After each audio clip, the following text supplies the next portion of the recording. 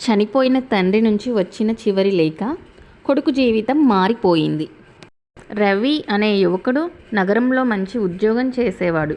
కానీ అతనికి ఒక వృద్ధ తండ్రి అంటే పెద్దగా పట్టింపు ఉండేది కాదు. నాకు చాలా పని ఉంది అంటూ ఫోన్ కూడా అరుదుగా చేసేవాడు. ఒకరోజు గ్రామం నుంచి ఫోన్ వచ్చింది, మీ నాన్న ఇక లేరు అని. రవి వెంటనే గ్రామానికి వెళ్ళాడు.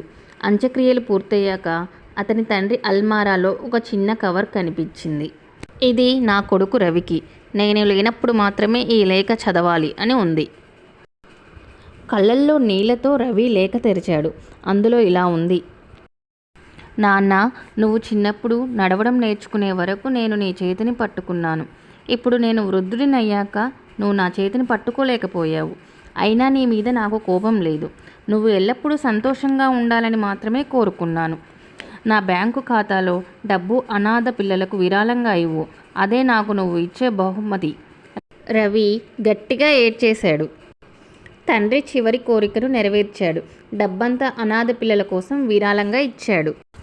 ప్రతి నెల అనాథాశ్రమానికి వెళ్ళి పిల్లలతో సమయం గడపడం ప్రారంభించాడు.